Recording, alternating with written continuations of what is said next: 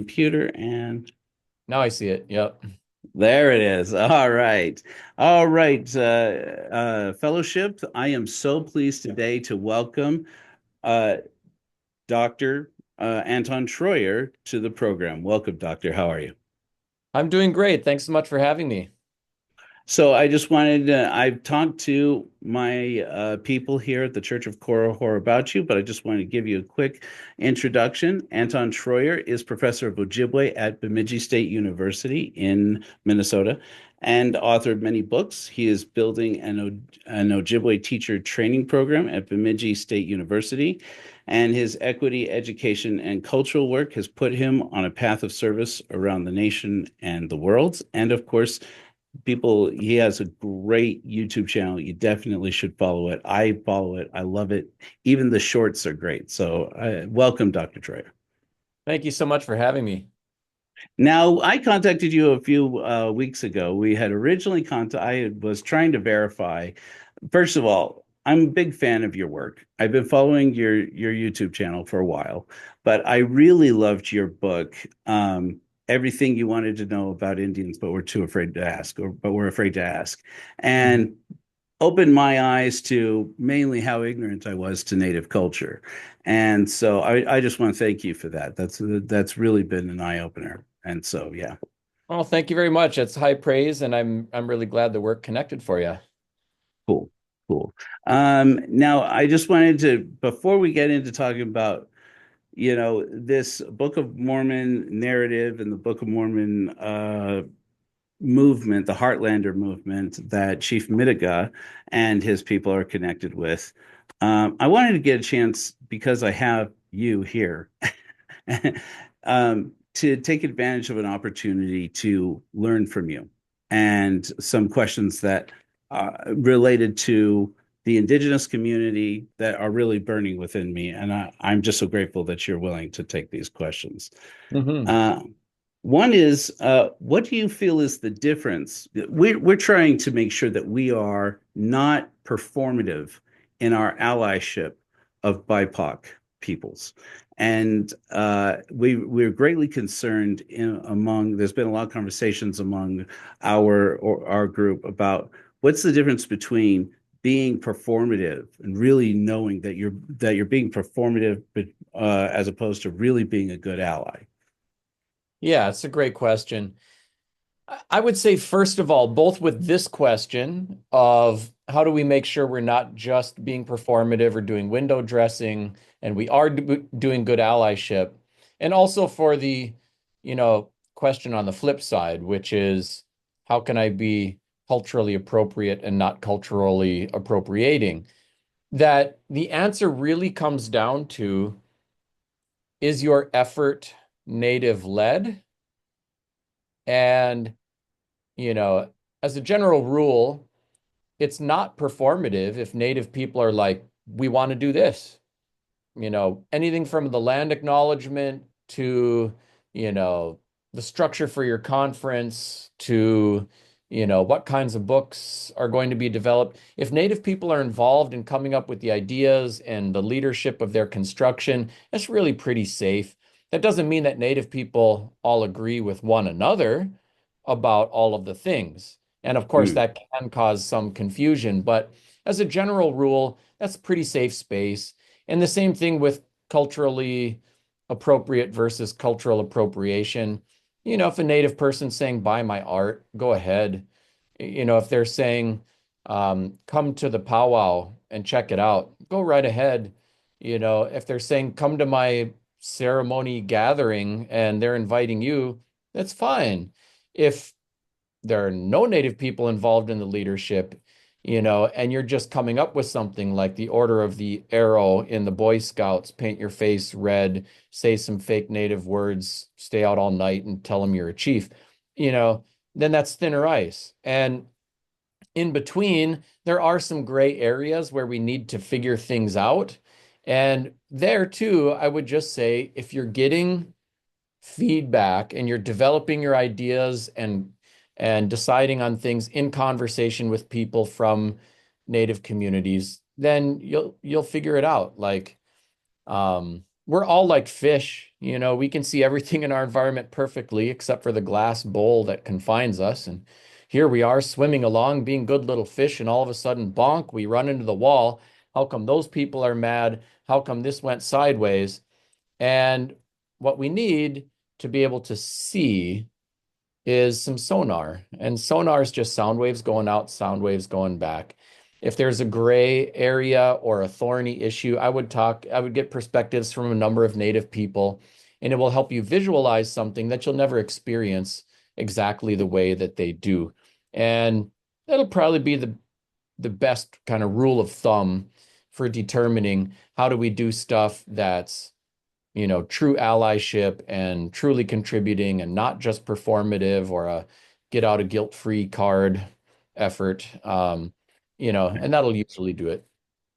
Cool. Cool. I like that.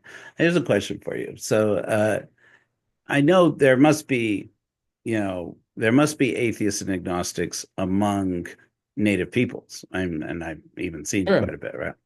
Do you feel like there are a lot of atheist and agnostic people among Native peoples, and are they in need of spiritual community? Oh, that's a good question. So first of all, I do believe that there are atheists and there are agnostics in every single, racial and ethnic group.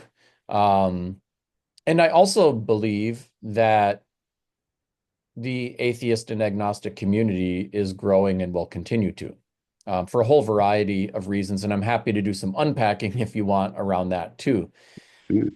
And, one of the tensions around all of this development is that I think faith communities historically have performed multiple functions. So while on their surface, it's about God and a relationship with God, that's the stated function, that they have served some other roles that have been a little bit more social, and community-based.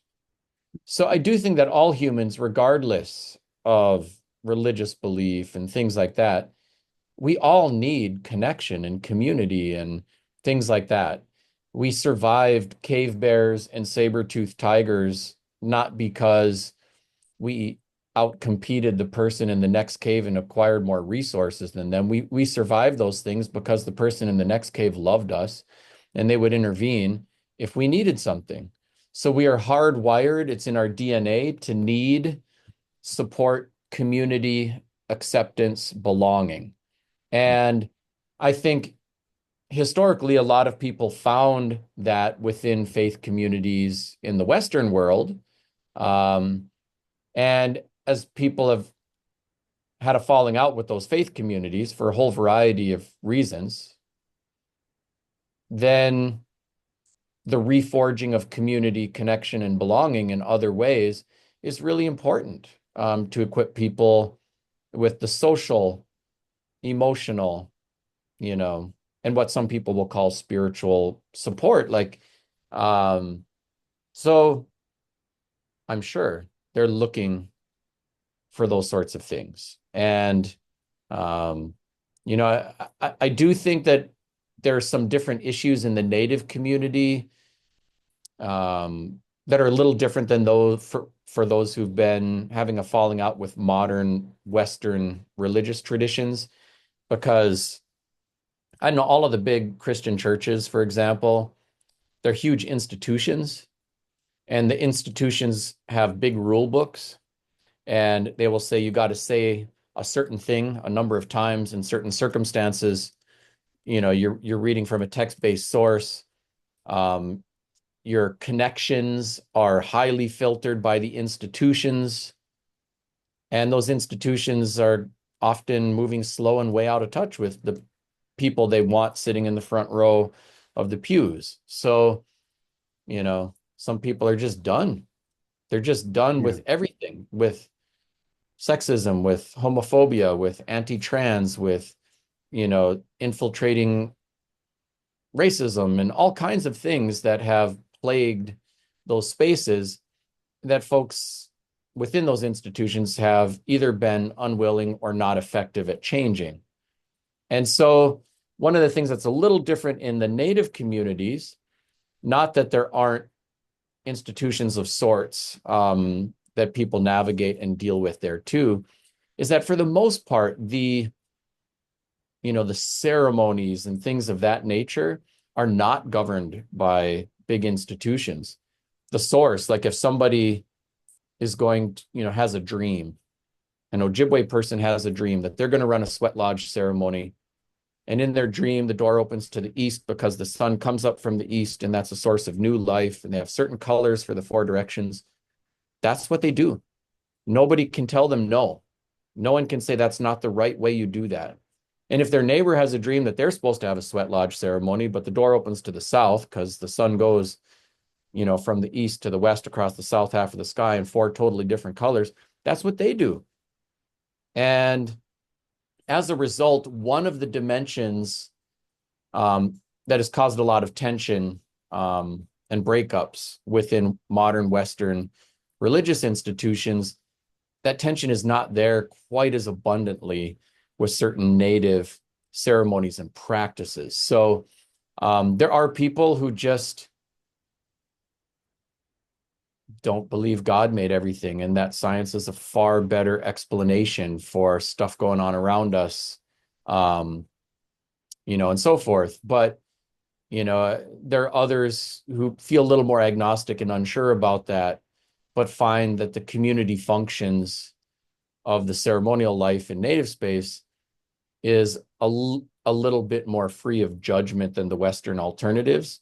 And so there's a little bit less of a turnoff for that. So for those who are looking for the social functions, the community, the connection, the belonging, they may find it, Native people may find it in their Native spaces without feeling a strong an urge to repudiate the whole works over some of the other issues. But of course, there are exceptions, and there are lots of people who are atheist and agnostic in all traditions. And I do think that there's a certain conservatism, and by that I don't mean the political conservatism. I mean keep things the same, Right.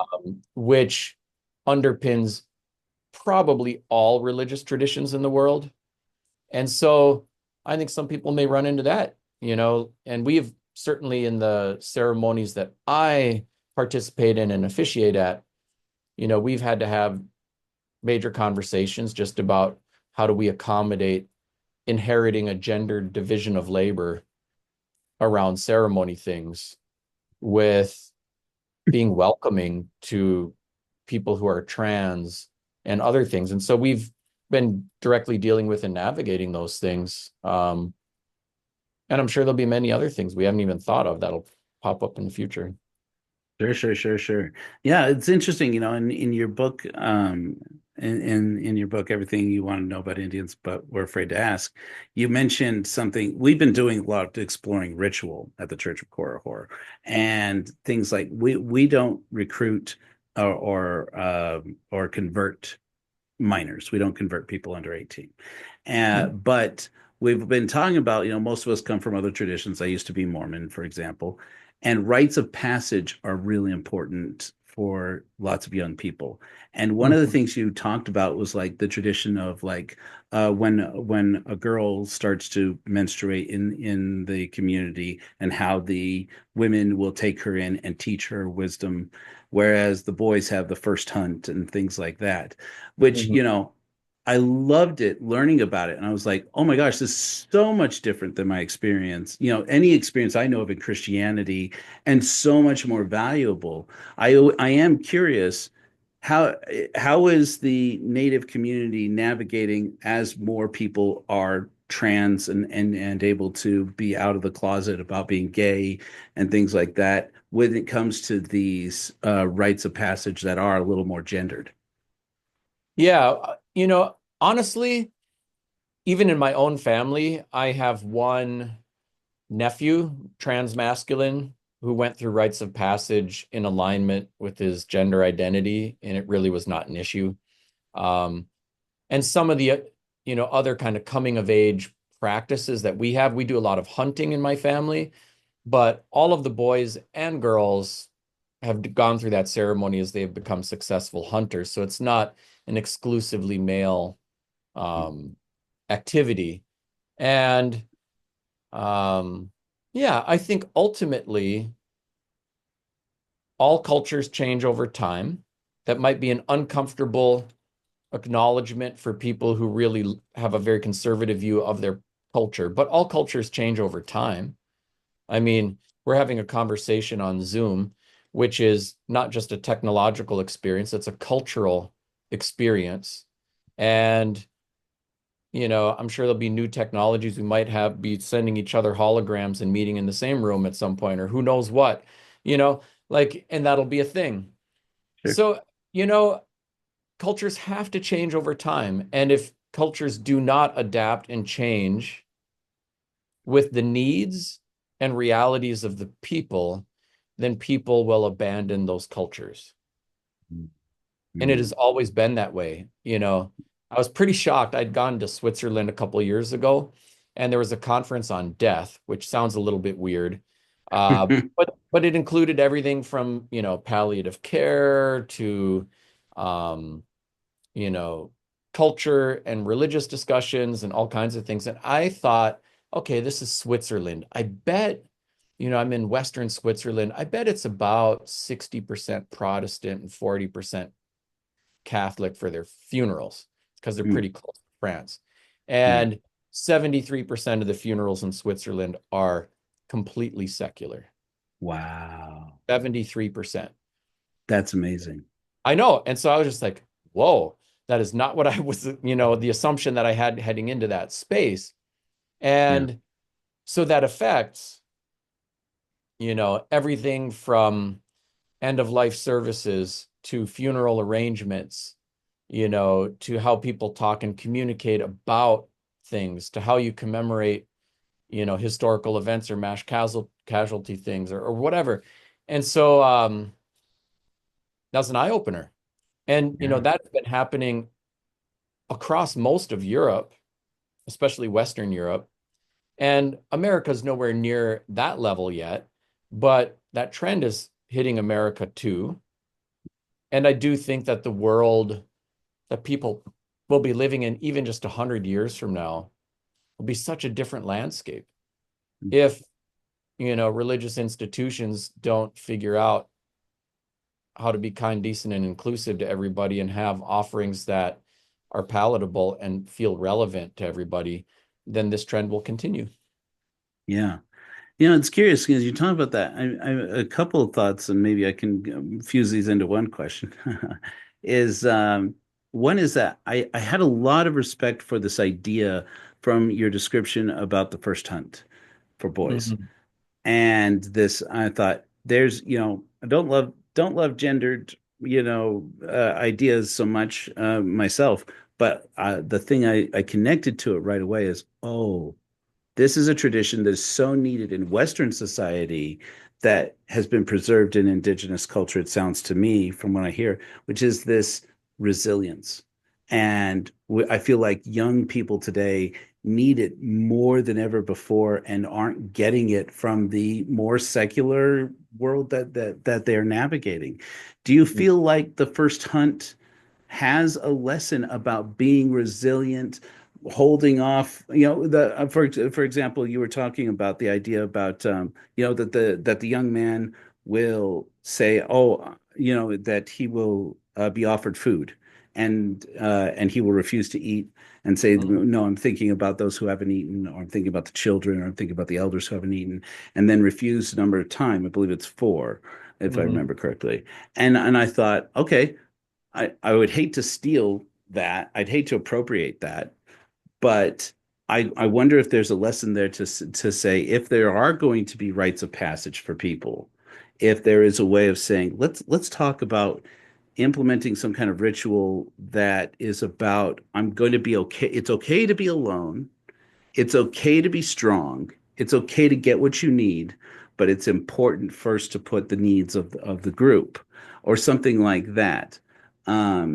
Meanwhile, I was thinking about how it has become almost a trend in our community in Western society to appropriate the idea of two-spirit people.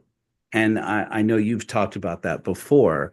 I mean, people take this idea like two-spirit people, and then they say, "Oh, I love that idea," and then they just run with it and say, native people say two-spirit people, and then they say this and this and this and this, and it's not what at all what the tradition is. Is that appropriate, do you think? Yeah, sometimes, people will pick an idea and it develops a life of its own out of its historical and cultural context. Um, I don't think there's any way to control humans, and you can never shame people into doing what's right. But at the same time, I think it's wise to communicate, what are healthy boundaries around cultural practices and what stuff should be shared with the world and in mixed company. And I think there's a lot that should be, and what things really belong in that particular cultural context and should not be, borrowed or replicated somewhere else. Those are tough conversations. And honestly, most tribal groups have to have those conversations. The pueblos used to be wide open, when they're having feast and days and celebrations, and it was just cultural tourism overrunning their space, so their own people couldn't even get to the events. So Uh, they just shut it all down, and they're super closed. And I've got some good friends at Cochiti Pueblo, and they're like, "Oh, we're having a feast tomorrow. I don't know if we can bring you." hmm. And I'm like a brown native guy, you know? Right, So right. like they're pretty closed. Other places still much more wide open. Lakota tends to be a little more open. Ojibwe is a little bit in the middle. I don't think there's a one size fits all answer for those sorts of things. But yes, I do think there's this fundamental. I think one of the things that's really stressful about Western cultures is that there's this very, very heavy emphasis on individualism, like rugged individualism, up by your own bootstraps, hard work, good morals. You too get a piece of sweet American apple pie, and it's the All key right. to success. And along with that, there is materialism. So the message becomes, if you acquire money, you're a great success, no matter how horrible your character is. Right. And if you do not acquire money, no matter how wonderful your character is, you have failed. And especially for men, I think this often it affects people's self-esteem and sense of accomplishment and worth in the world. And there's the sexism stuff that gets built into it as a message for women that like your job is to be sexually attractive to heterosexual men because you can get a good one and then you're a success. So, as opposed to like something successful in your own right and in your own body for who you are as a human being.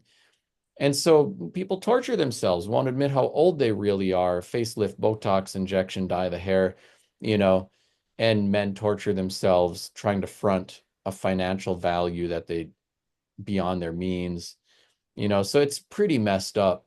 And I think ultimately one of the things I really love about the first harvest celebration that, I described in the book, um, and some of the other ceremonies around coming of age is that it's a really different underpinning because instead of individualism and materialism and also competition, like how many sporting events or board games where nobody wins and nobody loses, yoga. I mean, you'll probably have a yoga competition soon, you know? And so like, but within a native culture, you have some very different things that get emphasized. Like in that first harvest ceremony, the emphasis is they're refusing food multiple times because they're thinking of children who don't have enough and elders who can't get it and their family and their community. And, you know, it's saying that your value, and then when they're done, they take all of their harvested deer meat or whatever it is and give it away. So they're impoverished. And like your value is not your ability to accumulate more deer meat than anyone else. Your value is your ability to take care of everyone else. And so there's a much more of the emphasis is on your communal contribution rather than your individual attainment. And I think that is much better aligned with how humans have lived for 250,000 years.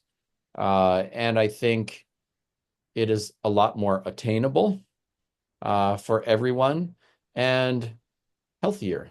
So, I do think that's one of the great values to that. There are lots of other things we do. It's amazing to me, in spite of 500 pretty rough years, that we're not only still here, but have living languages and beautiful cultures and things like that. But, we also do things like put people out fasting.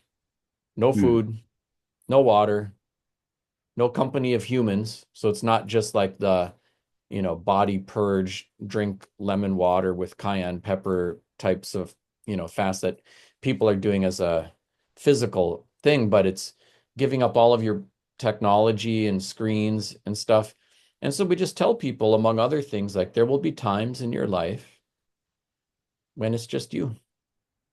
It's just you making a decision, and it's just you who deals with the consequences. And you're going to be okay. And be okay in your own body. And spending that time, like when you're not bombarded with images and messages and video and things like that, that stuff gets smaller, the rest of the world, the news feed. But then the things right in front of you get bigger. You notice the ants crawling around on the ground right next to you. You notice the bird in the tree right there. And we become what we do and who we hang out with. So you get a little more connected to the natural world and to the things around you and to your own body and your own mind. And I think that's a really healthy practice. So I got a lot out of it when I was fasting, and I know my kids have too. And it's just good preparation for life and a good perspective builder. So there are a lot of other things like that we do, which I think is really healthy, because there are times when it's just us and we should feel connected to the whole world around us, not just myself and my entertainment and my own goals and aspirations. Not that we shouldn't have a right to do those things too. Right. Yeah, I love that. I had another question, but you answered it already. Before I get into talking about the kind of the rapid fire about some of these claims that have been made by the Heartlander movement in Mormonism that I'm very concerned about. I did have one more I had thought about.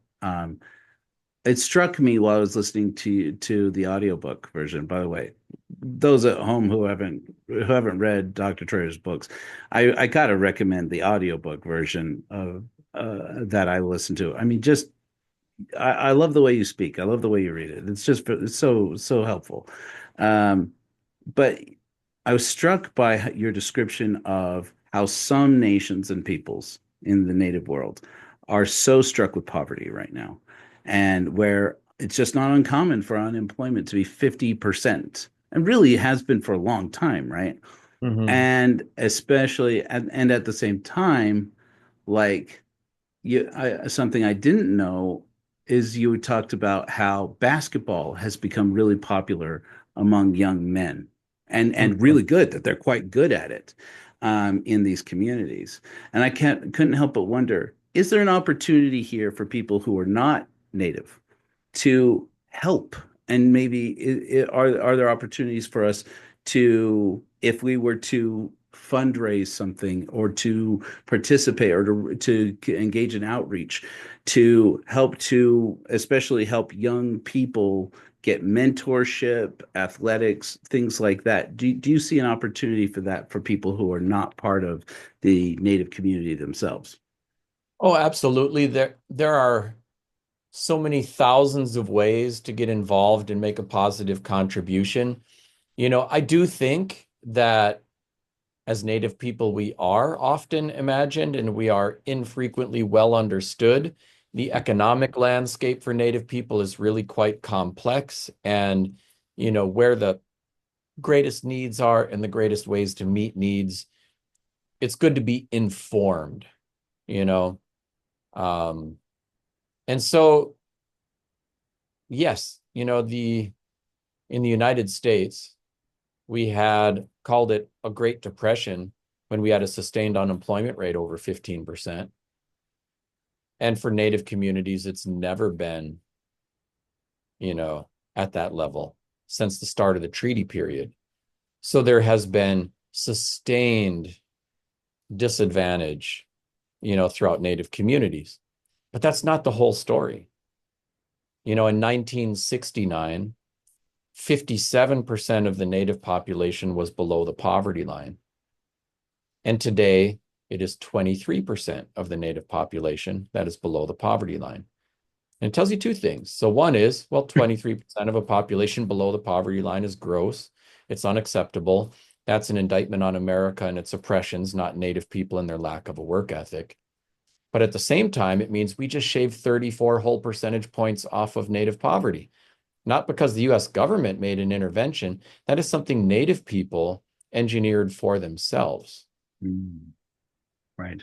And so if we just look at Native communities and approach them with paternalism and pity,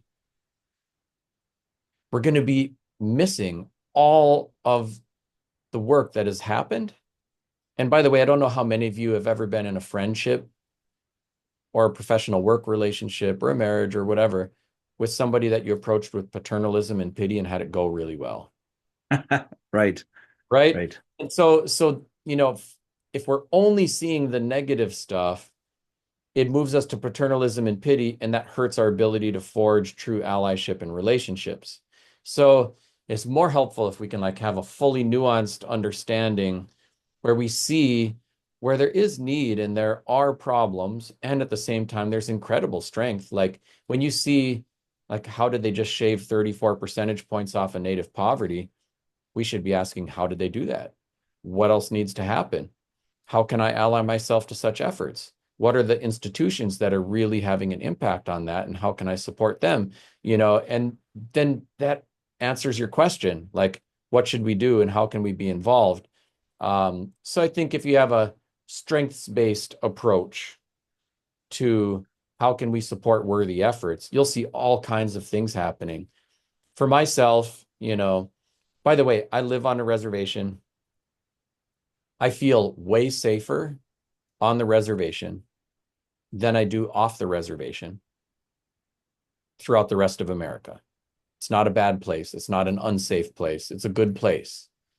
And, I choose to live there for a whole variety of reasons. And from my family to ceremonies to all kinds of other things. And so I think, as we explore that, I spend my time doing a lot of different things that I hope make genuine contributions to bettering life for Native people and for the rest of the world. So I spend a third of my time in our ceremony space. That's all volunteer, uncompensated work, kind of in the traditions of our people. I spend about a third of my time doing my actual job. I teach Ojibwe language, history, and culture at a university, Bemidji State University. Spend a third of my time doing diversity, equity, and inclusion work, write books, travel the world. But I also volunteer time on the governing board for the world's first Ojibwe language immersion school, and a variety of other efforts that I think are especially useful and helpful. We can drop into your show notes just a link to my website. I've got a page on giving that links to some of the organizations and efforts that I have found worthy and supportive and worth my support. A lot of times the problem used to be, how do I find a needle in a haystack? Something relevant on Native anything. And now it's which needle in this stack of needles should I actually pay attention to? So Right. that could be a little bit helpful for getting people started on that one. That's good. That's good. No, that's perfect. Oh man, I've learned so much just from that alone. I mean, just that I love that idea. How often have you been in a relationship where you take it from that pity and paternalistic approach and it turned out well? That's so much wisdom for me. I mean, that's worth it right there. All right, I have some questions for you. We talked a little bit about David Taylor, also known as Chief Midegah in the Heartlander movement, And there's been a lot of challenges to him. I don't expect you to have done any research on him, so I'm giving you a quick rundown on Yeah. because when we had emailed about it, he wasn't familiar to you. You didn't, the name, and background of him didn't sound familiar to you. And there's been a lot of attacks on him from within the Mormon space, the broader big tent Mormonism. He's still a member of the mainstream Mormon church, but he recently joined one of the smaller Mormon churches. Now there are a lot of his supporters who are kind of cannibalizing each other, going, "That's not the true church," and this and that and this and that. And I feel like the attack. I feel like it's not productive. And that's part of the reason why I think I've delayed in having this conversation about him. I don't feel like for example, there's a lot of accusations out there that he is a pretendian. That's a term I'm borrowing from you. I didn't even know about that before I found your channel. Hmm. And I don't even know how common that is. From your description of it, I was a little shocked. I was like, I didn't know that that's a thing, and yet it appears to be common. Um, but he does appear to his father was Ojibwe, apparently. His mother, Laureen Taylor, is I believe, non-native person who is Mormon. He does appear to be related to Joseph Smith circumstantially, which should mean nothing in this context, and yet he very often mentions it. Um, and and he apparently did study with Tom Dostu. I'm sure is someone you're very well known to you. I'm only recently learning about them. Claims he met Tom Dostu while he was on a beach in California when he was 16. Just happened to be an Ojibwe 16-year-old boy who happened to run into Tom Dostu and William Commanda while he was out there and received imparted wisdoms and teachings. That sounded a little dismissive, but I didn't mean to be. From William Commanda himself, who is, of course, a very prominent elder for those people out there who don't know. Not trying to teach you this. Anyways, so he eventually he claims to have studied with Tom Dostu up until his passing a couple of years ago, and that he has studied with Wendy and Mark Phillips at the Eighth Fire Lodge. I don't know how well known that they are or how their work is. And so out of this, though, he has now come to do a lot of ceremonies and a lot of speaking engagements and conferences surrounding his belief and understanding. He is, oh, by the way, I should mention a few things about this, just to be fair to him. Hmm. That he goes by David Taylor Barker, that he is an active treaty chief in the Red Bear Band of the Pembina Chippewa tribe, and as the chief signer and head of the band council under Grand Chief, forgive me, my non-Ojibwe pronunciation, Maingen Albert Dennis Lambert, who is his great uncle. I also know that his grandmother, who I believe is a Brunel, I don't know her name off the top of my head, and I didn't put it in my notes. Apparently appointed him to be a hereditary chief. Okay. Okay. So, anyways, all right. So, rather than attacking his character or his person, I just want to address some of his claims and see, does any of this sound familiar to you as an Ojibwe person? Who, by the way, I just want to mention my people out there. You started your career, as I understand it, your academic career, collecting, and maybe still do, collecting oral traditions of elders among Ojibwe people in Ojibwe language. Is that right?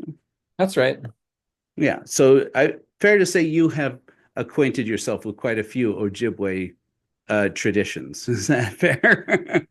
Yeah. Well, maybe even before I jump into the, response on, your questions here, I should just mention a little bit about myself and where I'm from. Okay.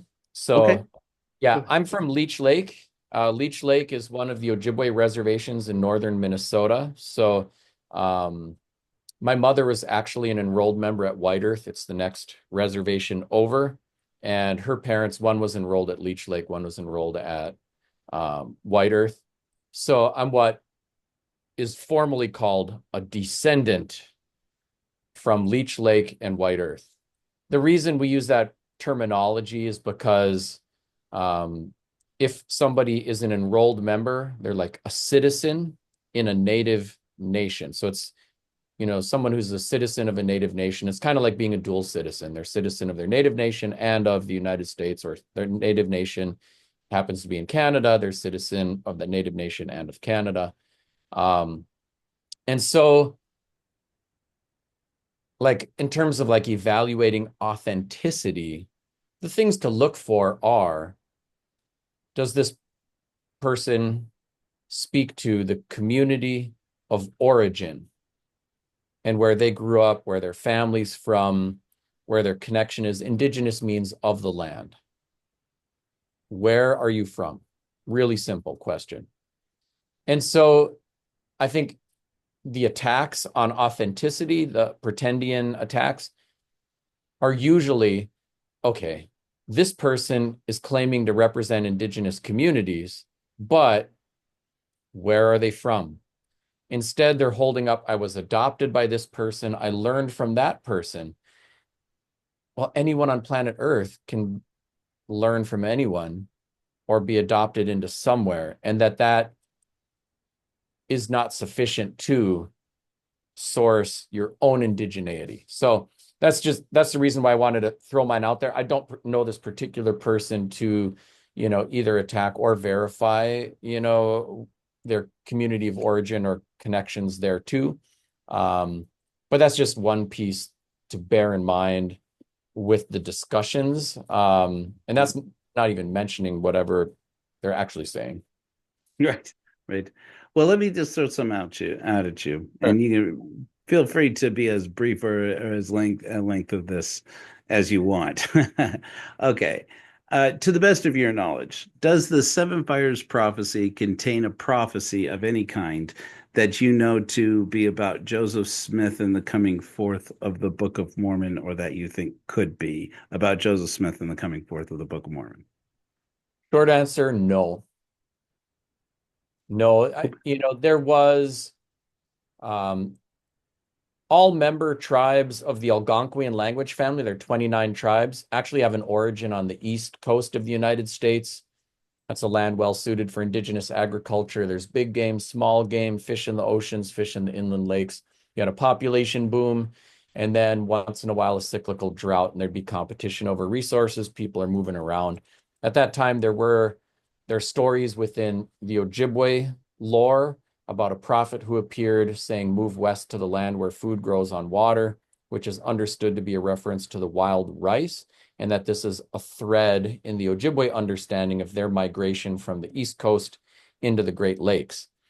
It has nothing to do with religious choices, certainly nothing to do with Mormonism. There are very, very few Ojibwe people who are Mormon. And most of that has happened as people have moved out of the area or intermarried with people who were Mormon or something like that. So I would say no. Okay. Okay. Fair enough. Fair enough.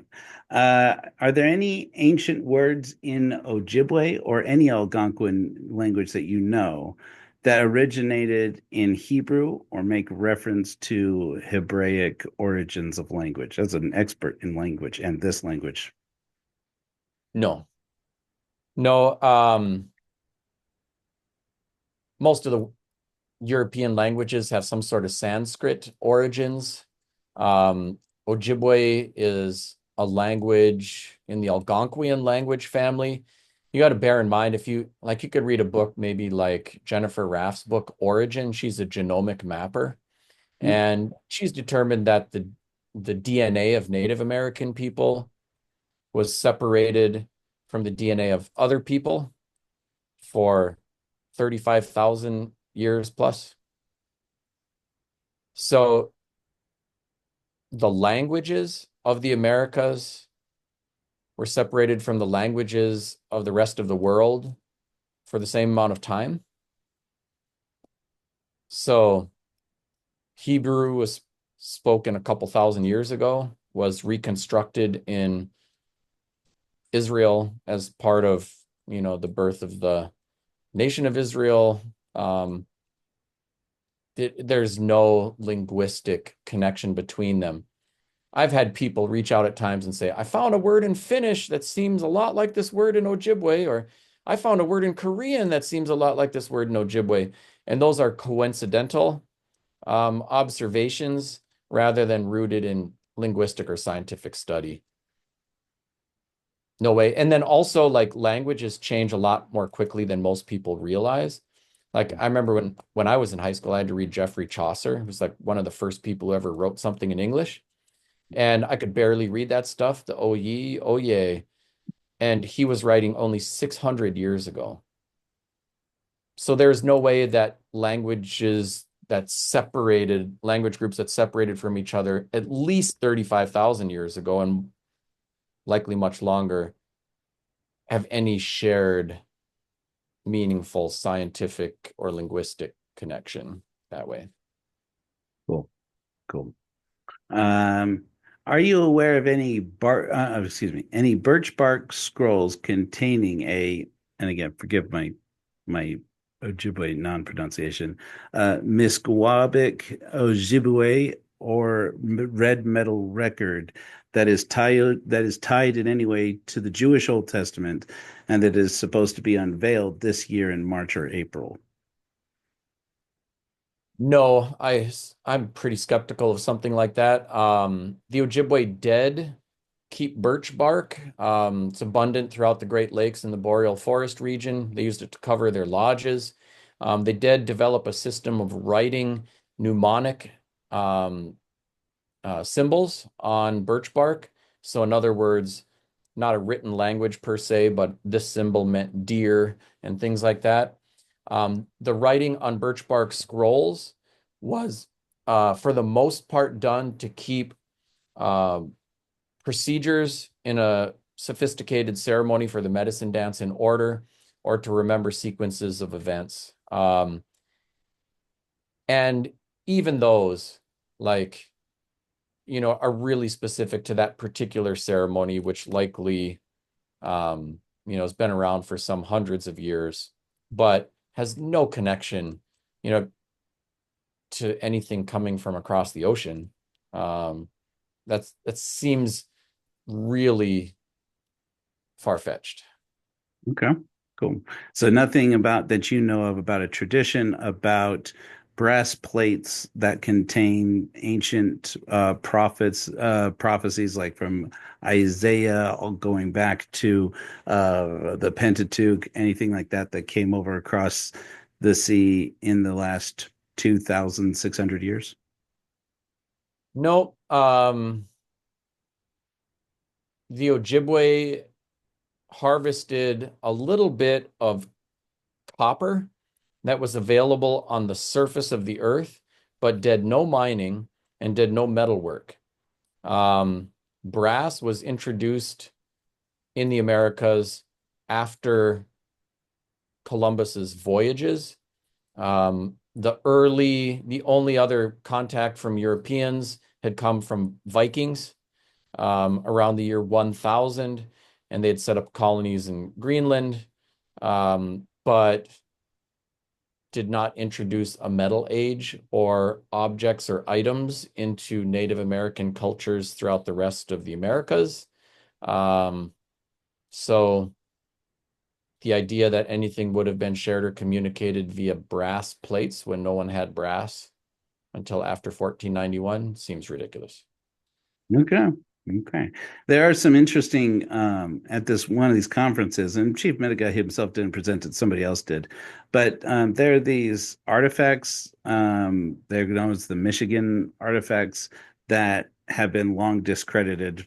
But they're various items of swords and scimitars and armor made of copper and or brass and other metallurgy. that were claimed at one point, and apparently some of them acquired by the Mormon Church itself, by the mainstream Mormon Church, who later discredited them as not being authentic once they actually looked into it. As far as you're aware, no indigenous peoples and well, frankly, no indigenous peoples in this from this continent had metallurgical origins for any of their weapons, tools, or armor. Is that right? Not that I'm aware of. Okay, cool beans. Uh, is there a great peacemaker by the name of Jesus in the oral traditions of the Ojibwe who is known to be or have rumored to have been the resurrected form of Jesus Christ? Nope, never heard that one before. The word Jesus in the Ojibwe language means sun, S-U-N. But bear in mind, the Ojibwe are a big group. There's 600,000 of us. We're scattered across 141 First Nations in Canada and multiple communities across the United States, Michigan, Wisconsin, Minnesota, North Dakota, even into Montana. Even with that huge geographic dispersal, I've personally traveled to every single Ojibwe reservation in the United States and to many of the ones in Canada. I had a PhD in history. I've researched and recorded oral histories. There was a guy named William Warren who recorded Ojibwe oral histories in the middle of the 1800s, some amazing research he did. And never once was there ever a mention of Jesus appearing among the Ojibwe people. Jesus is a figure in Western religious tradition who appeared in those traditions a couple thousand years ago. And there are probably plenty of Christians who would love to believe that he was everywhere in different names, but the historical record that I've seen does not support that. Oh, let's see here. I don't know how, so I'll leave it at this one for our last one, which is good because we were about out of time. I want to be respectful of your time and also show up on time to pick up my son from school. um, so there's a tradition. I don't know how well you're familiar. It seems to me like as you said, you don't have a lot of exposure to Mormonism. Very jealous, by the way.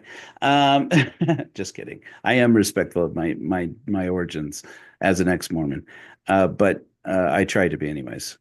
But there's this tradition of the Lamanites, and the Lamanites are said to have been in the Book of Mormon a people who were cursed with a mark, a dark mark, very similar to this tradition I'm sure you're familiar with of the descendants of Ham narrative. Very similar, and oftentimes was, this same explanation for how black people, come from one of the sons of Noah. It was Ham, and it was very similar, frankly, thing, and that it was a mark placed upon them to make them loathsome and undesirable to the Nephites, who are the more righteous group of people, who are more considered more righteous uh, Israelite, which really should be modernized as Jewish, because that's who they are, of Jewish people, and who came to the Americas according to the Book of Mormon.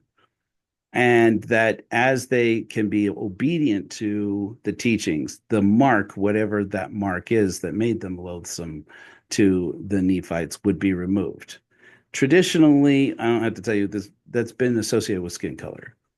Now, modern Mormons say it never had anything to do with that, in spite of the fact there's abundant teachings in Mormon history to say that it was. But being as respectful as possible. But here I have a thing, and feel free to tell me, Joe, forget this question, and and I will. Your father is a Jewish man, Mhm. and you've written about his experience in the Holocaust, even, Yeah. and and I just wonder how it makes you feel as a man who is of Jewish origins, Jewish ancestry, and Ojibwe and Native and Indigenous, to hear this story about that your ancestors on your mother's side may have been people placed with this kind of mark, Jewish people who were placed with this kind of mark to make them loathsome and undesirable. Well, in my view, any assertion that the color of someone's skin somehow reflects the content of their character, historically or in a contemporary context, is repugnant to my beliefs and common sense. So, no, I repudiate that idea. Cool. Yeah. That's the thing that really is alarming to me, Dr. Trey. And I'll wrap up with this, and of course, give you opportunity to say anything that's in your heart to say. But you know, I, I'm sure that it's difficult to navigate in a space like in the native space where there are people.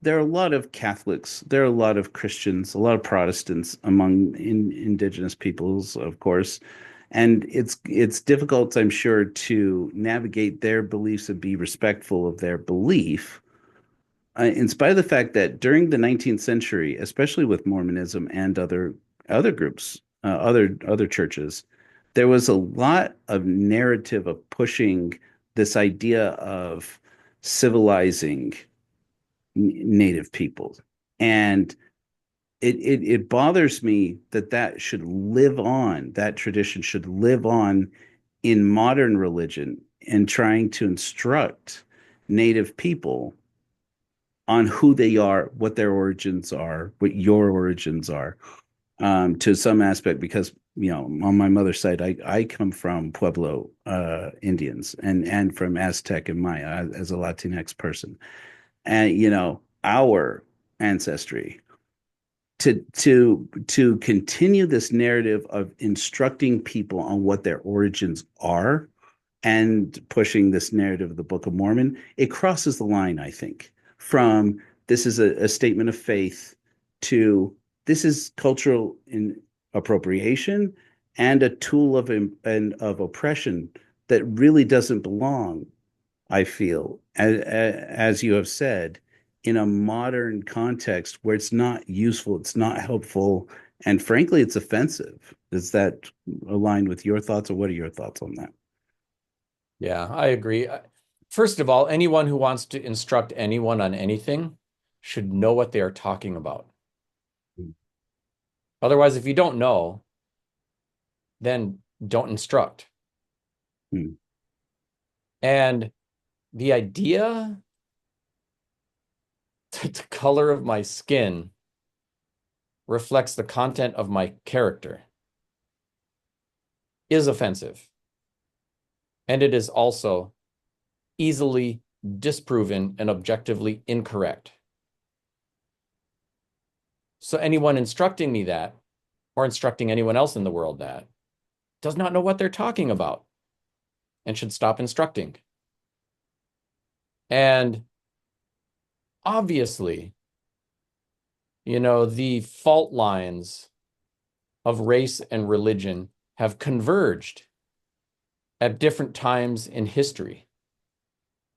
Initially, the thinking about the divine right of kings after Constantine's efforts to convert the pagan kings of Europe into the Christian kings of Europe, the language shift from the divine right of kings to the divine right of Christian kings. And that Christian kings only were preordained by God to rule and all others to serve.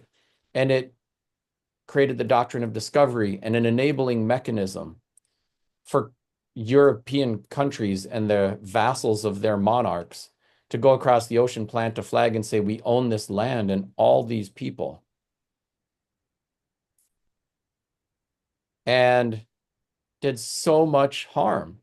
And while it is true that humans have been hard on each other in all parts of the world, the colonial kind of being hard on people was different, because instead of fighting over resources, it was saying, you cannot worship God the way you do. You have to do that the way I do. You can't speak the language you speak. You have to speak our language. And if you do not change your entire life and culture to align with and be subordinate to mine, then you don't even have a right to exist. So we should not give that truly oppressive way of looking at things power. And it does not, even deserve the rebuttal because it is so silly. And the only reason I'd even give it my time, even for this, is like, because we're still running into this stuff and people are still trying to use it to bludgeon us and to hurt us.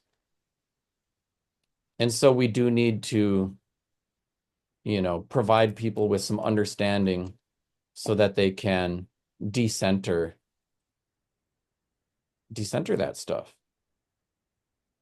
And I mean, I think that's really critical for everybody of all walks of life. And I would never, run someone down for their religious beliefs. But if you love your church, then the work is not evangelizing other people to your church, but talking to the people in your church to make it a kind, decent, welcoming place that actually says things that are true. I love that so much. Spend their time. Yeah. My guest today has been Dr. Anton Treuer. I just wanted to honor you so much, Dr. Treuer, and just thank you so much because I have learned a lot. And since I started this journey, I have been shocked at how generous some people are at teaching me things that I don't know, and how if I can just ask the right person the right questions, I can become better and help make other people better. And so I want to honor you and thank you very much for your time. Thank you for daring to question and inviting me to this conversation. Appreciate your efforts. Thank you very much.